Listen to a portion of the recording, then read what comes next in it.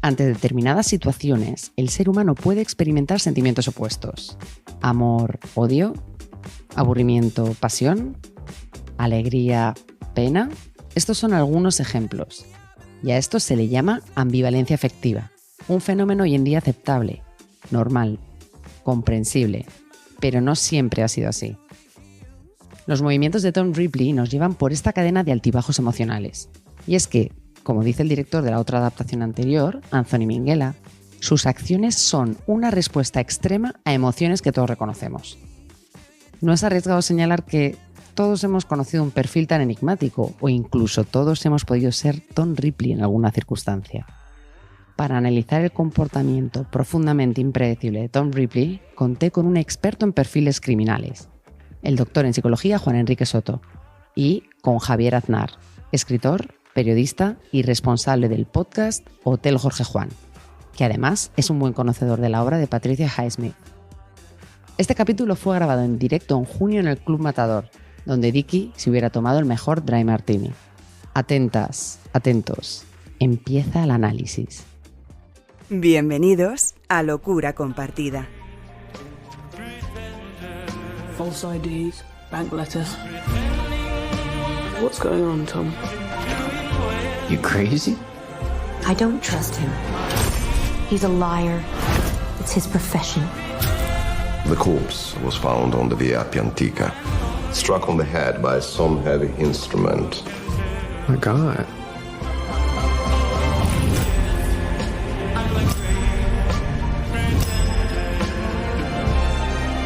This is what I do for a living. You're interfering. I'd like you to leave. I bet you would. Someone is dead in Rome, and Signor Ripley is missing.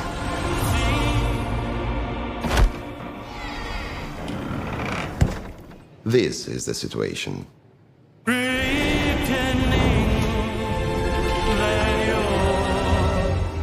Locura Compartida.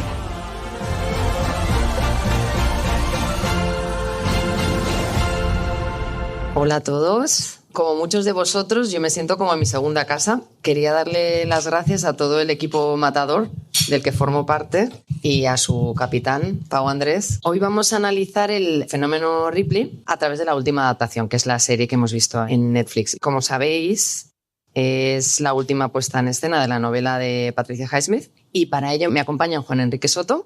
Él es doctor en psicología y ha formado parte del cuerpo de la Policía Nacional durante 28 años. Es un experto en perfiles criminales.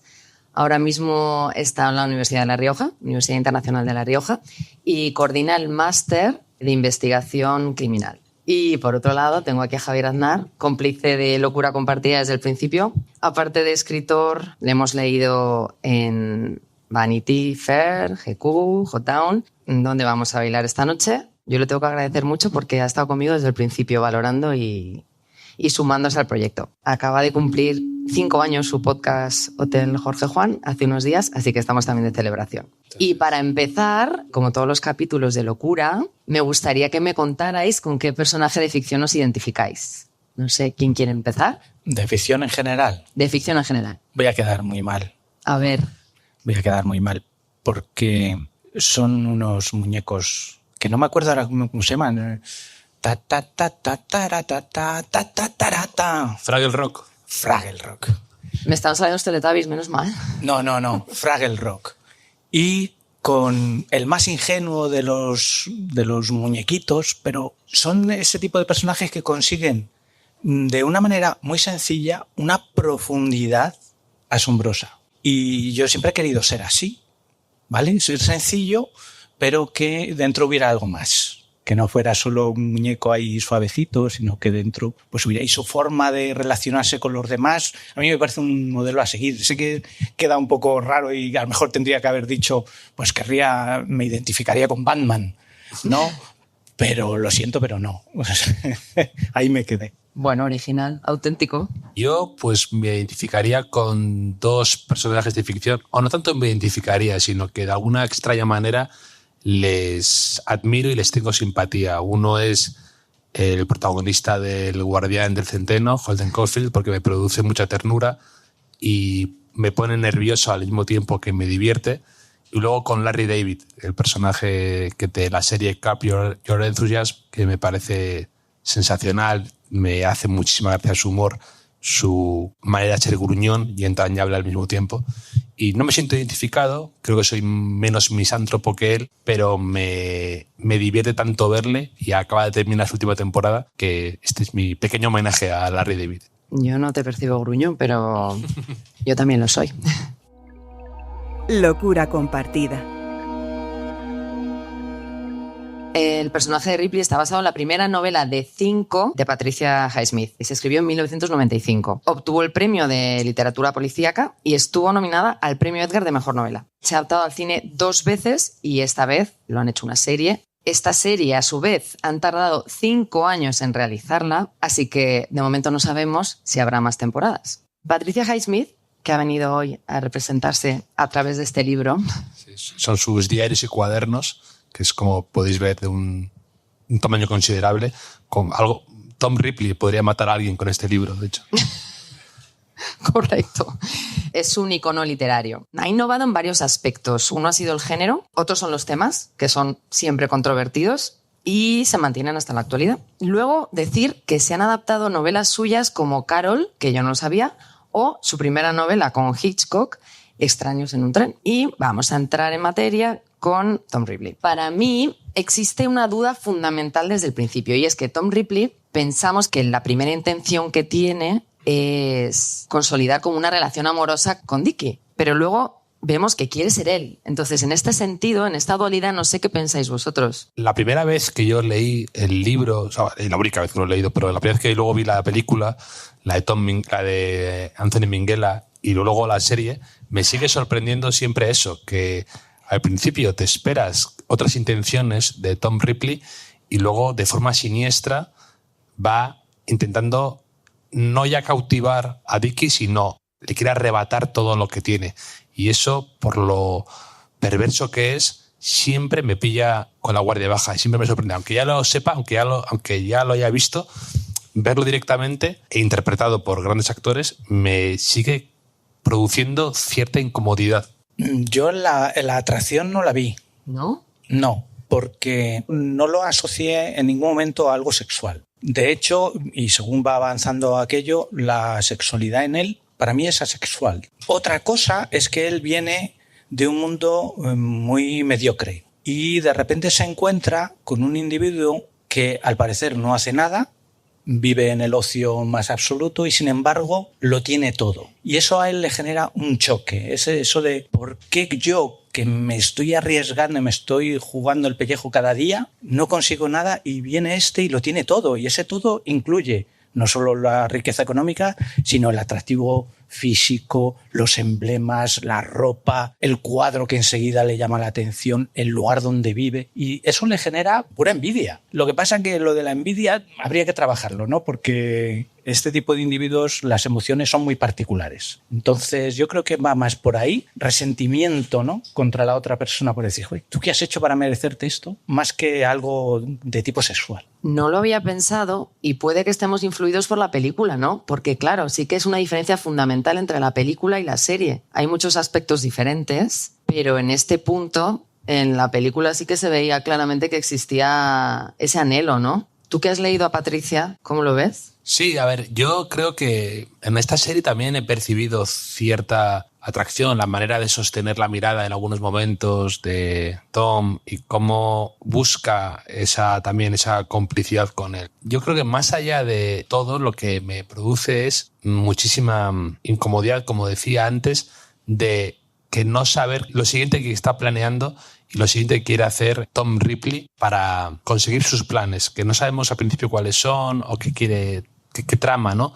Y cómo de forma astuta, de forma perversa va consiguiendo poco a poco todo lo que se ha propuesto íntimamente. Y luego, aparte, creo que la serie aborda temas muy interesantes y que a Patricia Highsmith le apasionaban. Patricia Highsmith dice en estos diarios que a ella lo que más le atrae son ella dice enfermos mentales, ¿no? Pues sí. Gente que roza la psicopatía o que tiene problemas para diferenciar sus propios sentimientos, ¿no?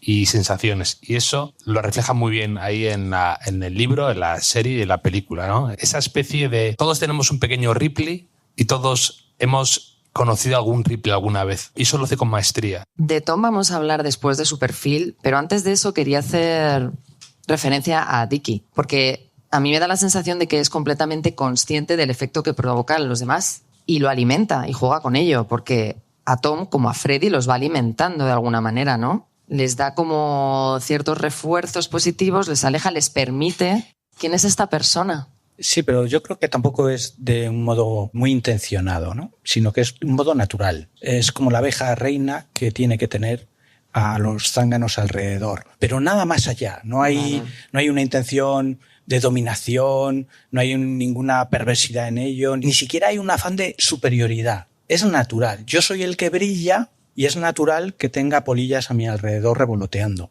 Y punto. Yo creo que no va más allá. Yo creo que ese personaje se mantiene en esa línea. Y lo que consigue con Tom, porque la aceptación que tiene de Tom es inmediata. Aparece allí un extraño que le dice que viene a hacer un recao y dice, vale, pues aquí te quedas, ¿no? Y el otro revolotea y ni le molesta, ni le deja de molestar, salvo en algunos límites que pasan, ¿no? Como cuando se pone su ropa. Claro. Pero tampoco hay un estallido ahí de... simplemente le ve, le molesta y le dice, por favor, quítate mi ropa. Y ya está, ¿no? O sea, es decir, esta polilla se ha pasado un poco, pero bueno, te dejo seguir revoloteando. No va más allá que ese saberse, pues eso, el que brilla y tener a unos cuantos a su alrededor. El tema es como no poner límites, ¿no? Entiendo el punto de una persona, un perfil así que le guste gustar, ¿no? Bien, pero es un exceso de... Quiero decir, te vistes con mi ropa, bien, todo bien, habla, no sé. Pero es natural, en él es natural. Ya le venía él de serie. No es algo que fuerce ni que busque expresamente, simplemente sucede. Llega Freddy y es más de lo mismo. Viene Freddy, a Freddy le gusta estar con nosotros, me gusta estar con Freddy. Adorna mi casa del mismo modo que ese cuadro, etcétera. Para él es natural. Me parecía que tenía poca coherencia. Por ejemplo, cuando va a despedirle, va a decirle que no quiere que esté más en su casa, etcétera, ¿no? Han descubierto un poco el intruso y le propone irse de viaje con él a San Remo, como de cierre. Pues no sé. ¿Tú cómo ves a Dickie? No, Dickie es fascinante por todo lo que habéis dicho muy bien. Dickie es el primer influencer, ¿no? Es verdad, la gente le imita, la gente quiere estar alrededor de él, hay mucha gente, mucho chupóptero, mientras que él en el fondo anhela un poco el reconocimiento y el amor de su padre, que es lo único que no puede tener y que desea. Y luego, pues sí, me interesa mucho esa relación confusa que tiene de querer a la gente cerca y luego lejos, pero ese último viaje, y luego cómo al mismo tiempo sabe lo que está ocurriendo y le gusta sentirlo cerca, los zánganos a su alrededor. Me ha encantado eso. Hablaba con una psicóloga experta en psicopatía infantil de que, por ejemplo, la psicopatía no tiene tratamiento. Entonces, lo primero que hay que hacer es intentar descartarla. En ese sentido, y con este personaje, nos resulta un poco complicado porque carece de miedo, no parece sentir tristeza, es manipulador, se aprovecha de los demás, es impulsivo también. Bueno, ahí lo rebatiré luego. Vale. Pero quiero decir, no hay quien lo salve de este perfil psicopático. Yo con el concepto de psicopatía tengo un problema. A ver. Y el problema es que está demasiado instaurado en el saber popular. Uh-huh. Y de alguna manera, en el momento en que nos enteramos de un atroz crimen y hay un identificado, un sospechoso, y decimos que es un psicópata, automáticamente todos nos relajamos. Ah, vale, es que es la psicópata. Es un psicópata. Es decir, como si eso lo explicara. Y no sabemos lo que es la psicopatía. Realmente es que no lo sabemos. Sabemos que hay algo ahí, pero no sabemos si es un trastorno de personalidad, si es un trastorno mental. Realmente no lo sabemos. No se sabe. De hecho, ni siquiera se puede diagnosticar como un trastorno mental. No existe la categoría enfermedad mental psicopatía. Otra cosa es que sabemos que hay algo que es una serie de criterios, algunos son caracteriales y otros son de comportamiento. Y los sumas todos y de repente llegamos a un consenso. Esto es un psicópata. Y en ese sentido, el 10 sí que se lo damos a Tom, porque es muy bueno como psicópata. Rellena todos los boxes, ¿no? Sí, pero aquí siempre me gusta hacer una distinción. Admitimos psicópata. Vale. Hay dos tipos de psicópata. Hay uno que es impulsivo.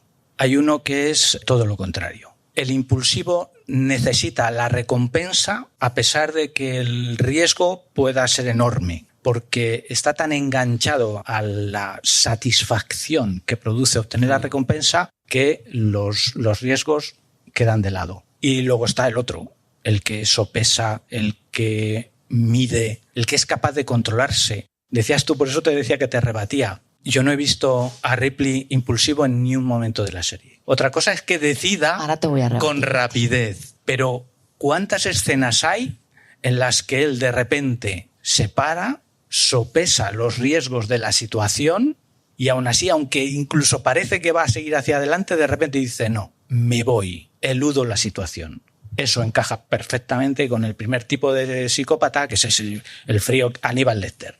Uh-huh. Y luego está el otro, el impulsivo. Y el impulsivo no lo cumple por ningún lado, ¿no? Si nos atenemos a lo que es un criterio de psicopatía. Patricia Highsmith leyó La mente humana, un libro de 1945 de Karl Menninger. No sé si tú te habías topado con él en algún momento. Bueno, trataba sobre pacientes afligidos por enfermedades mentales y dicen que lo leyó a los 8 años, un poco precoz, no sé, bueno.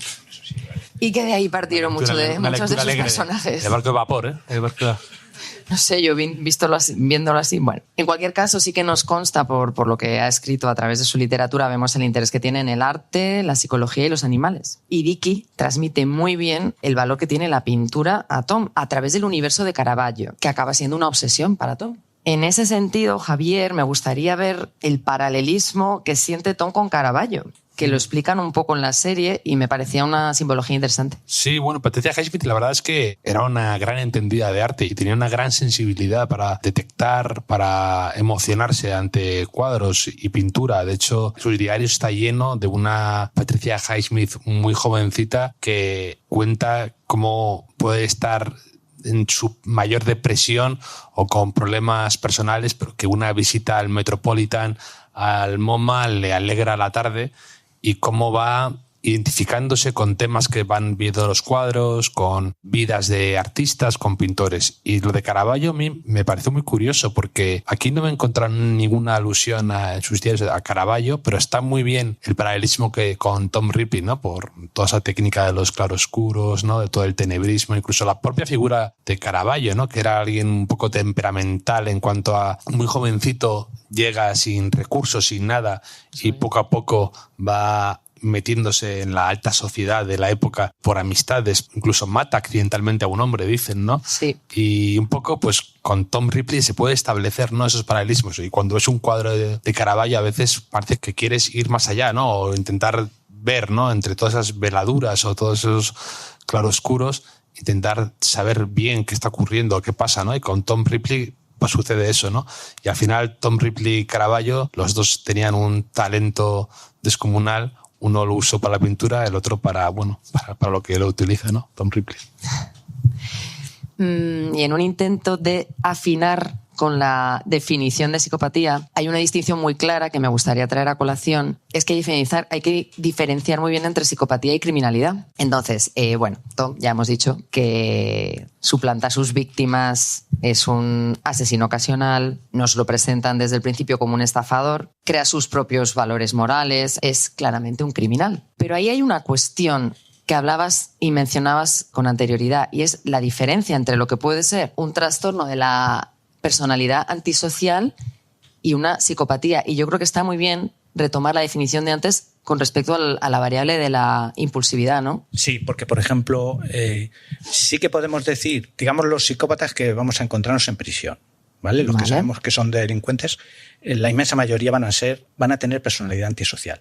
Pero no todos los que tienen personalidad antisocial son psicópatas. Entonces ahí hay una gran diferencia. La personalidad antisocial se caracteriza fundamentalmente, como su nombre indica, por el comportamiento antisocial, por el comportamiento, y está basado fundamentalmente en la impulsividad. En la impulsividad y la ira que proviene de la frustración, ¿vale? La frustración nos genera ira y eso está perfectamente asociado al trastorno antisocial. La psicopatía es otra cosa. tanto si es criminal como si no. Hablamos incluso de psicopatía no criminal, porque esos elementos que sí que asociamos a la psicopatía, por ejemplo, uno de ellos a mí me encanta porque no hay manera de medirlo, el encanto superficial. Es un criterio para medir la psicopatía. Ya vamos mal. ¿Cómo se mide el encanto superficial? Bueno, pues es un criterio para diagnosticar, bueno, no empleemos la palabra diagnosticar, para valorar la psicopatía, ¿no?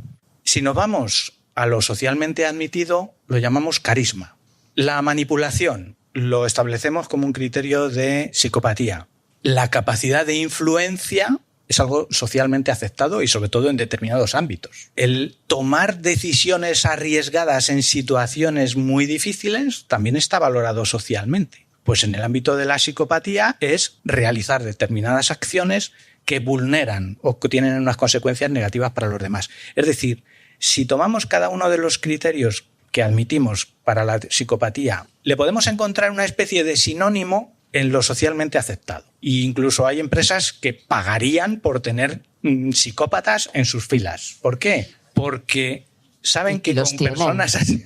No quería decirlo. Hombre, claro, ya te lo digo yo. Con personas así pueden asumir riesgos porque alguien va a tomar la decisión difícil a pesar de las consecuencias, que va a aguantar la presión, que tiene capacidad para influir, diríamos en el otro sentido, manipular, etcétera, etcétera, ¿no? Entonces, digamos que es una cuestión de continuo. Cuando pasamos un límite, entonces ya empezamos a hablar de psicopatía. A mí lo de encanto superficial me ha gustado mucho. Sí, pero además es que tomas el identificado. Solo aspiro a eso. Locura compartida.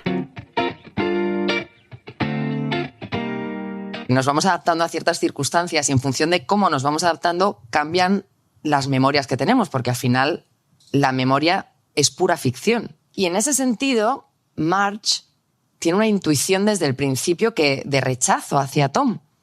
Y luego se va moldeando incluso al final, que para mí es un choque, cuando encuentra el anillo, aquí spoilers a muerte, ya sabéis, cuando encuentra el anillo en la casa de Venecia de Tom, no lo atribuye a lo que sucede en realidad, sino a favorecer la hipótesis del suicidio. Es cierto que a nosotros nos cuesta admitir que alguien próximo sea capaz de cometer un asesinato, pero cambia de una forma brutal, ¿no?, la actitud de ella. Sí, a mí eso me gusta la idea que subyace de que todo es cuestión de tiempo, ¿no? Y de coger cariño a la gente. Incluso las personas más sospechosas o que más rechazo te pueden producir, ellos, a base de todas las características que acaba de decir Juan Enrique muy bien, de encanto superficial, de poder de influir, de todo, son capaces de dar la vuelta, de revertir la situación y de seducir al otro lado, ¿no? Y eso pasa mucho en el día a día. Quizá aquí es un efecto péndulo demasiado brusco, pero a fin de cuentas es algo que puede ocurrir muchas veces, ¿no? ¿Cuántas veces alguien que no nos caía bien en el trabajo luego te ha acabado cayendo muy bien, incluso defendiéndole, ¿no? Es el poder de la conversión, ¿no? A veces es muy poderoso y no atiende a razones lógicas, sino que va de un extremo a otro sin puntos intermedios. O también para completar un poco el vacío, ¿no? Y sentir que cierra una historia. Yo creo que no podemos dejar de interpretar eso desde nuestro punto de vista de espectadores que tenemos conocimiento de todo lo que ocurre. Es decir, nos cuesta eludir cierta información que ya tenemos. De hecho, de eso se vale la escena en la que generan unas expectativas que encima hasta agarra el mismo cenicero y dices tú, ya la hemos liado, hasta aquí ha llegado la muchacha. Pero nos cuesta ponernos en el lugar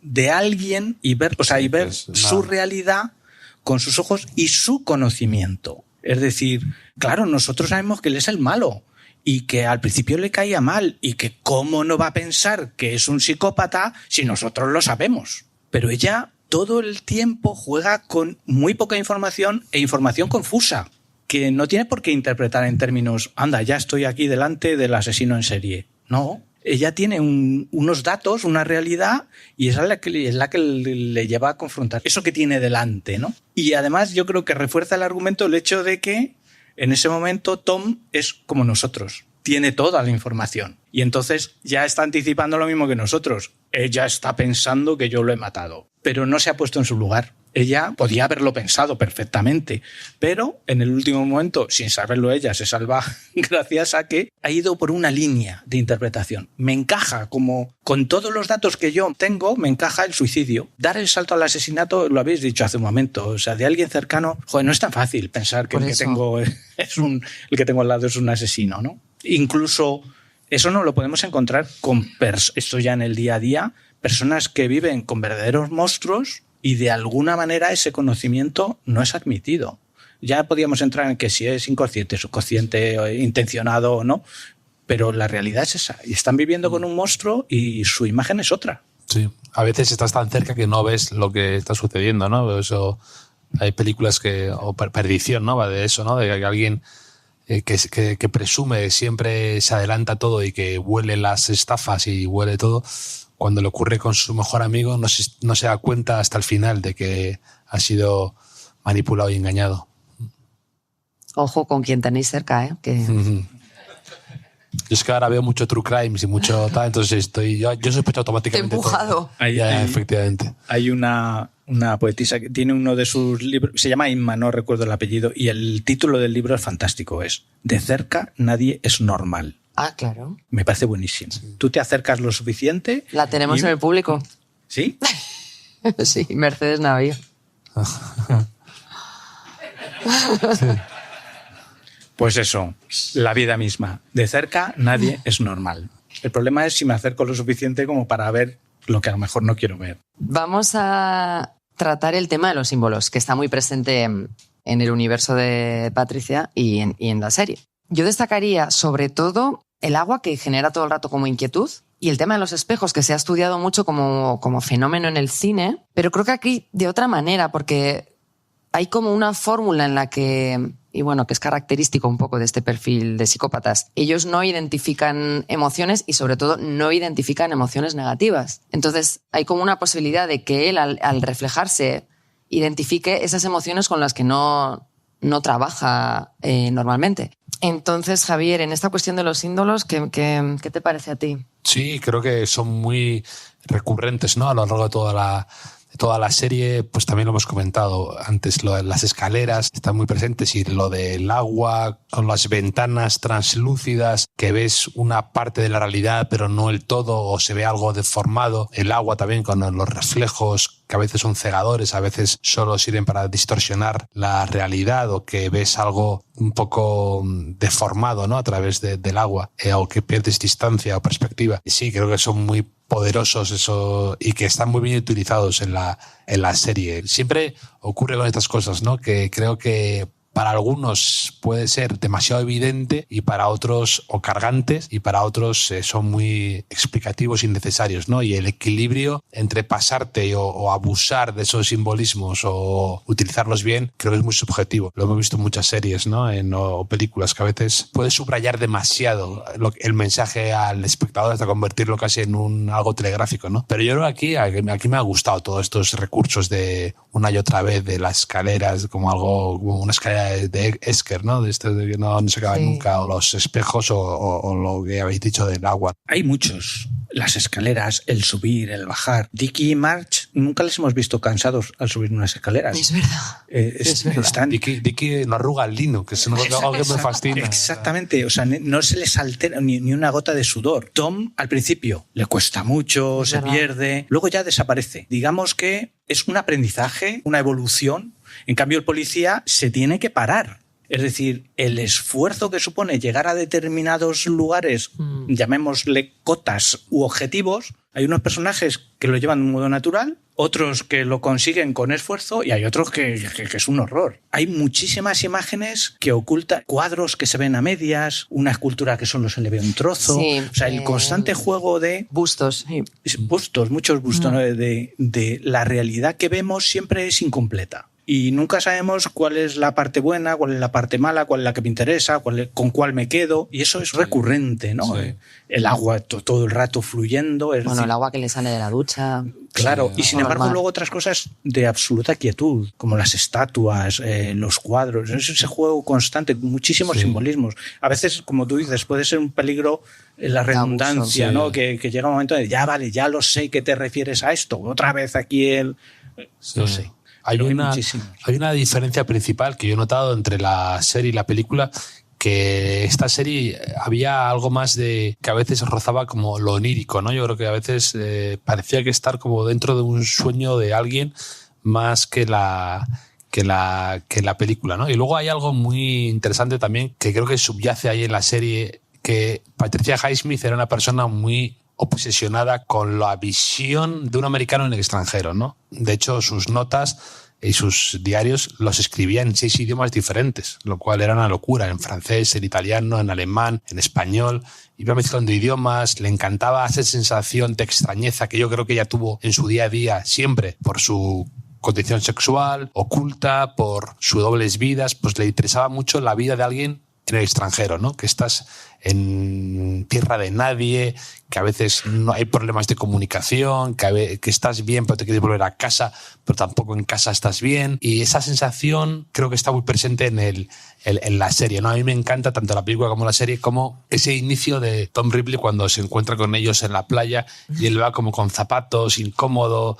Sí, va con un bañador y con unos zapatos. Sí, va con una especie de despido, ¿no? Y con unos zapatos de vestir. Y cuando era Matt Damon también te refleja muy bien esa incomodidad de no saber cuál es tu sitio, cuál es tu lugar, de no saber los códigos, exacto, de no saber estar, ¿no? Y creo que eso era algo muy presente en Patricia Highsmith y lo traslada muy bien toda la serie. Y luego están los elementos que construyen la entidad, que claro, tenemos el anillo, el reloj, y además son como elementos que te identifican dentro de una clase social, que al final rápidamente es lo primero que hace él, ¿no? Para suplantar esa identidad. Eso es verosímil en esta suplantación de identidad, usar esos objetos cotidianos, ¿no? No solo es verosímil, sino que es absolutamente necesario. Gran parte de la identidad que tenemos, gran parte además, yo diría casi todo, la construimos a base de, me voy a permitir llamarlo así, los accesorios que yo utilizo. Primero que los elijo, que luego los utilizo, y van desde la ropa, los complementos, el peinado, mis aficiones. O sea, ellos,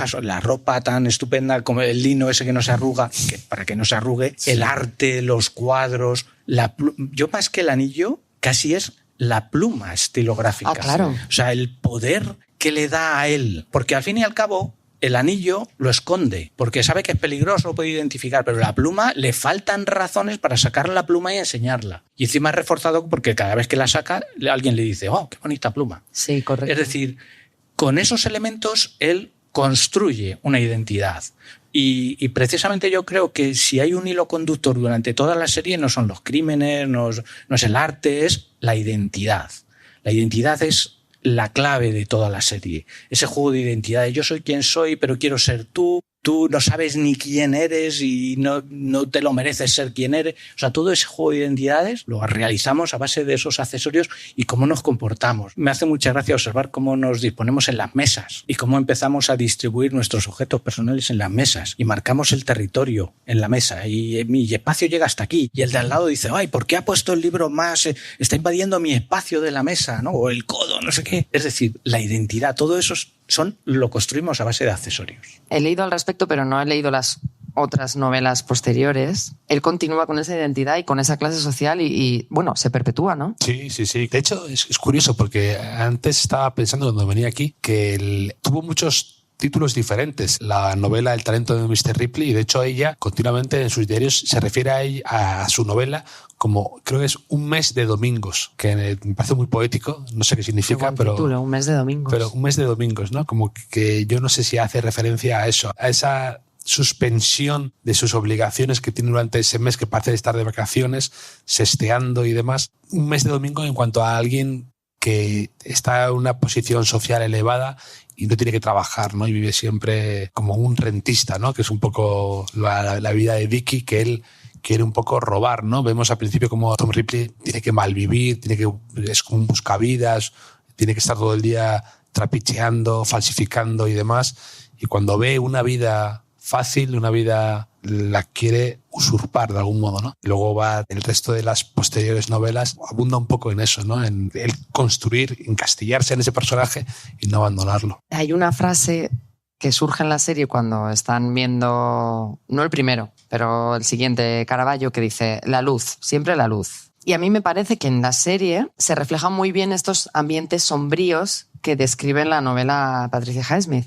Y claro, la fotografía en un principio nos choca y nos genera un poco de rechazo, ¿no? Porque es todo tan bello que estás como, no sé, cuesta como entrar. Luego ya entras en la historia, pero está muy cuidada también la música, incluso la tipografía. Incluso eso, la elección de que sea en blanco y negro, de algún modo refuerza eso que decía, que tiene un componente onírico, ¿no? Porque es todo tan bonito, pero al mismo tiempo no lo puedes ver del todo, no lo puedes tocar, no puedes apreciarlo de una manera entera y completa porque no tienes el color, ¿no? Y a veces ves esos paisajes, esas casas, esos cuadros y te gustaría ver el color bien, pero no puedes porque no es algo tangible, real del todo, ¿no? Y te quieres acercar y tal, pero es una serie cuidada a un nivel extremo, como yo creo que tendría que tenía que ser esta después de haber venido de esa película de Minghella que es exquisita, pues no puedes hacer un Ripley de andar por casa, ¿no? No puedes hacer algo cutre, ¿no? No puedes hacer algo rápido. Se nota en el cuidado de todo de la serie. De hecho, atribuyen la falta de éxito que está teniendo a nivel de espectadores, y esa es la medida del éxito, a esa elección del blanco y negro. ¿Qué es el éxito, no? Por eso, esa medida de éxito. Estamos tan obsesionados con los clics, las visitas, los likes, las cifras así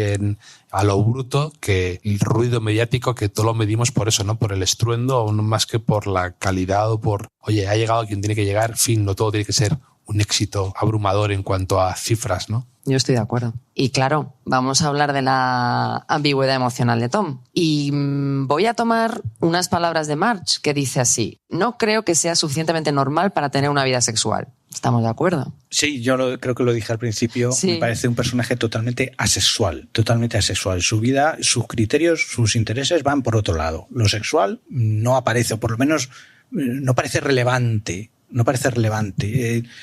A él le interesan otras cosas. Es salir de ese mundo mediocre en el que le cuesta tanto conseguir algo, en el que se corre tantos riesgos y de repente, como decía Javier, ve un mundo que es de domingo y dice, yo quiero esto para mí. Pero es un querer un poco extraño porque como no hay expresividad, y esa expresividad yo creo que además se acentúa muchísimo con el blanco y negro, que obliga al actor a que su rostro sea el centro de atención y a que refleje con esa expresividad lo que otros elementos adicionales con color y movimiento pues le podrían ayudar. Yo no sé si os habéis fijado, pero cuando hacen primeros planos de los actores o planos cortos, hay una latencia, se para ahí la secuencia y nos quedamos con los rostros inmóviles durante unos pequeños instantes solamente para que entremos en la profundidad de esos rostros. Y se ve muy bien en Marge con una mirada espectacular y se ve de un modo magistral en Tom. Cada vez que le plantean una situación X, se para en el rostro y estamos viendo la serie y estamos diciendo, ahora vendría bien aquí una expresión. Sí. Y de repente van pasando los segundos. Y dices, qué pómulos, ¿no? Sí, exactamente. Y no hay ni un tic, ni no se le mueve ni una ceja. Y dices tú, madre mía, conseguir eso y transmitir precisamente lo que está transmitiendo con esa inmovilidad y de repente, después de unos segundos, suelta una frase que le resuelve el problema.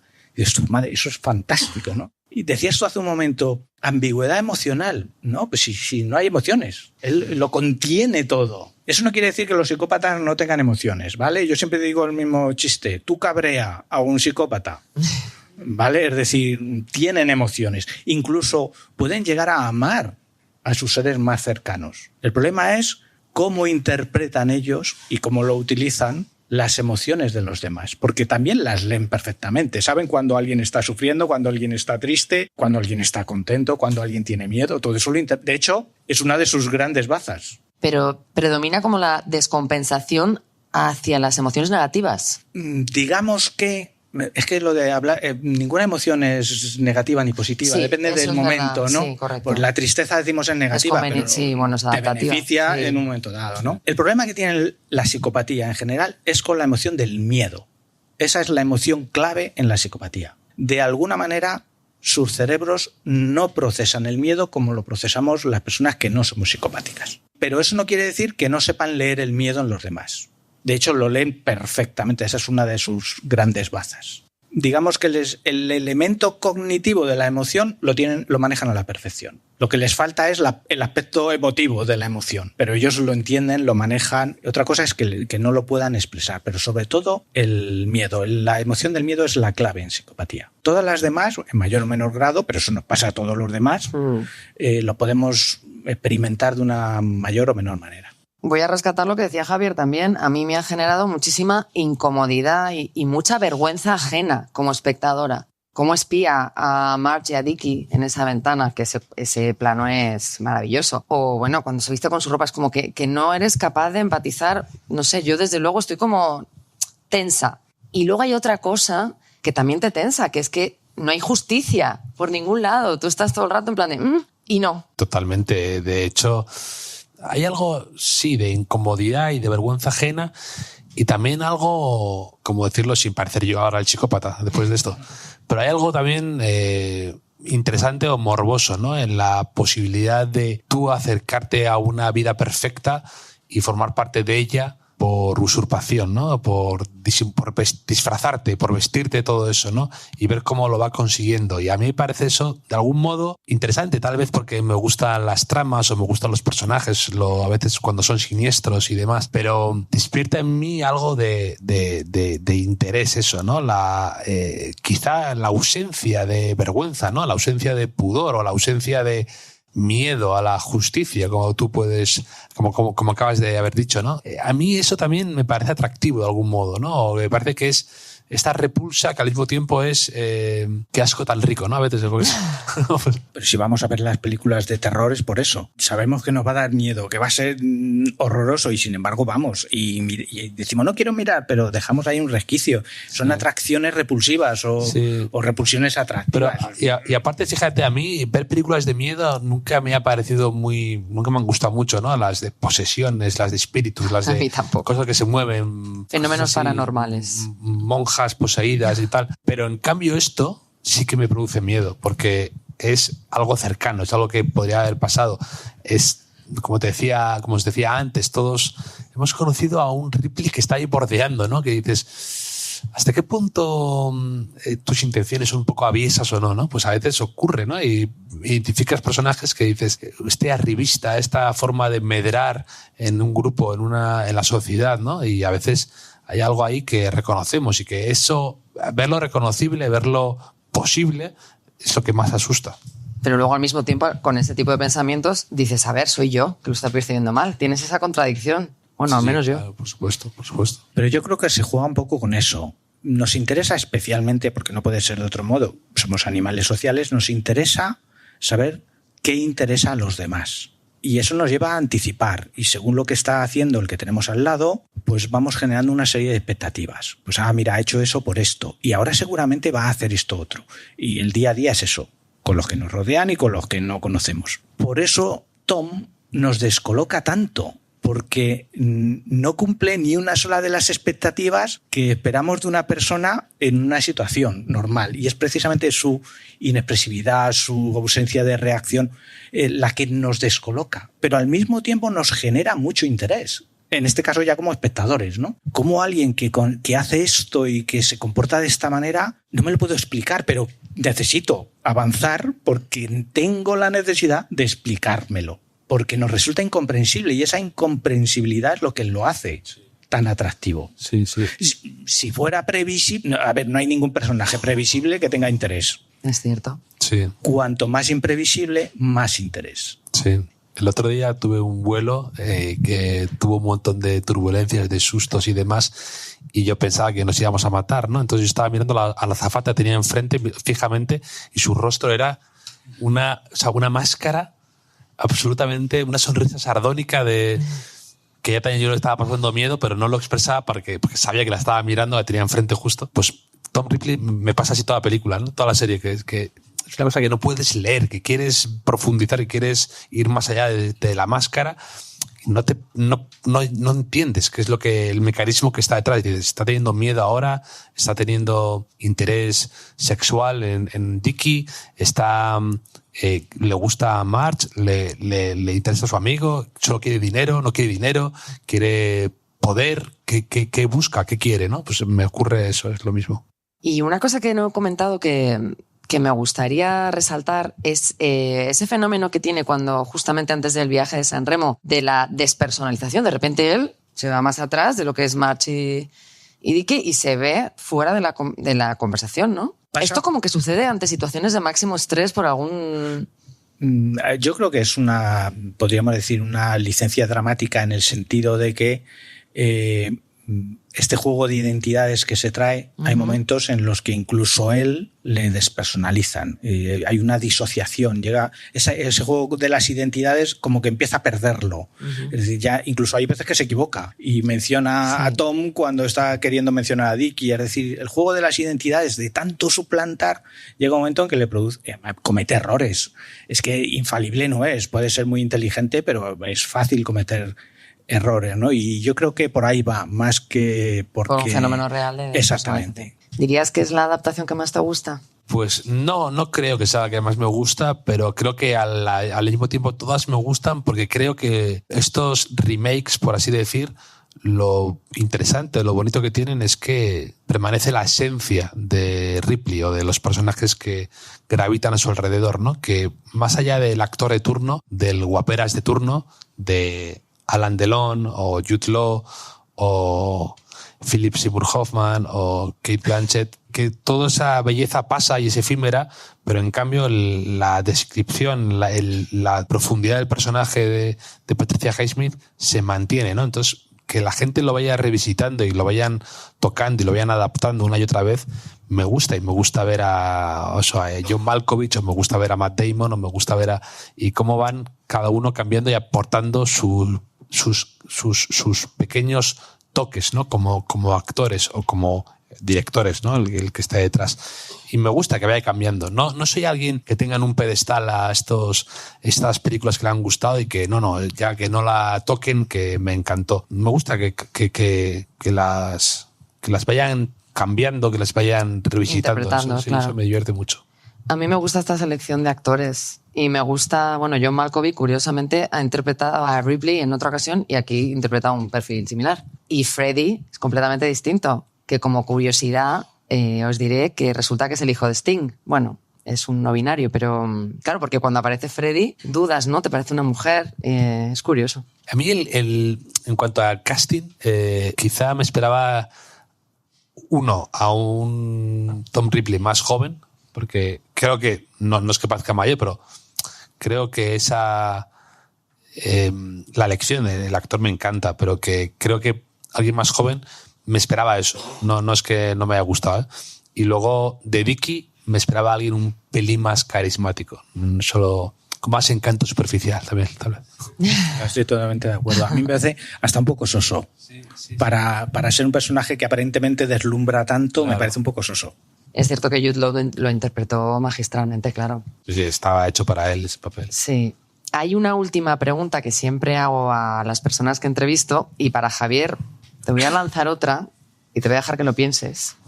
Si pudieras elegir un cambio en esa estructura narrativa, teniendo en cuenta los efectos que produce, ¿cuál sería tu elección? A lo mejor no decides no cambiar nada. Y bueno, Juan Enrique, ¿qué personaje elegirías para tratar y cómo? A mí me fascina Tom. Tom, claro. Tom me fascina. Porque además, cuando uno trabaja este tipo de identidades o de características individuales o de etiquetas, ¿no? Como la psicopatía, y sobre todo cómo la trabajan en el cine, en las series, a mí uno de los elementos que más me ha interesado ha sido que ha enriquecido el prototipo de psicópata. Ya queda lejos Jason, queda muy lejos Aníbal Lecter y hay que revisitarlo con elementos más realistas, ¿no? Y en ese sentido, el personaje tal como está definido en su psicopatía, ¿no? En su maldad, por decirlo de alguna manera, yo creo que está muy logrado. Y en ese sentido, a mí me encanta el personaje me parece el más rico de todos. Apoyado en el policía. El policía me encanta. Lo que pasa con el policía es que tú al principio sientes cierta esperanza de que va muy bien encaminado y parece un tipo perspicaz y de repente... Ya, pero nos pasa con eso lo mismo que con Marge en la escena del suicidio. Sí, tienes razón. Por lo menos esto me pasó a mí. Quedo extasiado con cómo se han ido dando las circunstancias de tal manera que las versiones son todas verosímiles. Todas encajan, porque hay siempre algún elemento que dice, es verdad, puede ser así, puede haber sido a Túnez, puede haberse suicidado, y todo encaja. Entonces, claro, si yo me pongo en el pellejo de cada uno de los personajes, me pongo en el pellejo del policía, es que todos los datos que él tiene encajan. Es verdad que luego al final se le descolocan absolutamente, ¿no? Pero cuando él dice, no, hasta aquí hemos llegado, porque además podría ir a juicio y defender perfectamente cada uno de los datos y el juez diría, es verdad, archivado. Pero eso no contradice la sagacidad del policía y sobre todo la perseverancia, la tranquilidad, el ir como... Es un verdadero sabueso, ¿no? El concepto de sabueso del cine negro que va rascando ahí imperturbable, paciente y con una estética además muy, muy del género, ¿no? Pero me quedo con Tom. No, yo de verdad, en cuanto a cambios en la estructura narrativa, es que creo que es muy difícil lo que han conseguido, que es una serie que a mí me ha encantado, creo que es de lo mejor del año y creo que es muy difícil, cualquier adaptación es muy difícil, cualquier adaptación de otras adaptaciones también es muy difícil y ya convertir algo que se ha visto en película o demás en serie, alargarlo más y no ser tedioso, no resultar, tampoco querer... a veces se cae, ¿no?, en reinventar la rueda o ponerte muy estupendo o querer dar un cambio radical. El Ripley más original, el Ripley más... y creo que aquí no cae en podría haber sido más pesado quizá con efectos de flashbacks y demás. Y no, o sea, creo que se mantiene muy bien, lo mantiene la serie con mucho ritmo, con mucha ligereza. Y yo me parecería algo presuntuoso por mi parte decir, no, yo aquí cambiaba no sé qué, o haría esto, cosa, o habría cortado 2 capítulos, ¿no? No, creo que de verdad que es una serie estupenda, que he disfrutado mucho y que creo que era un reto muy difícil y que cuando se consigue hay que aplaudirlo, ¿eh? Yo antes de acabar, porque nos estamos acabando, quería, por lo visto, estos diarios, que ya digo que son considerables, los encontraron su agente en casa de Patricia Highsmith cuando estaba en su casa de Italia, ya la pobre muy a punto de morir, y cuando ya muere encuentran en un montón de cuadernos y de diarios digamos, en el armario de la ropa blanca, ¿no?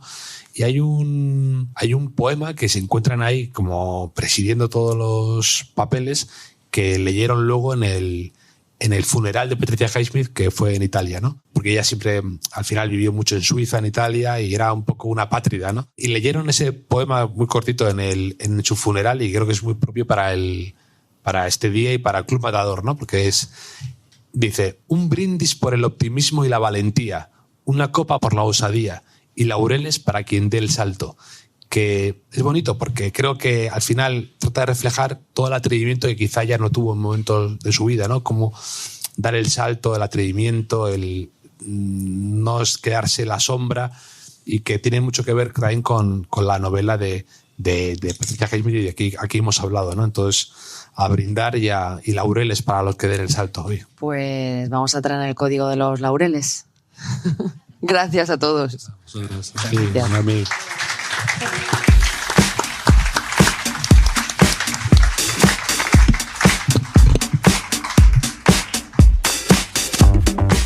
Locura compartida. Idea original, guión y locución, Noemí Oliva. Diseño gráfico, Javier Garceche. Edición y diseño sonoro, Sune, de Nación Podcast.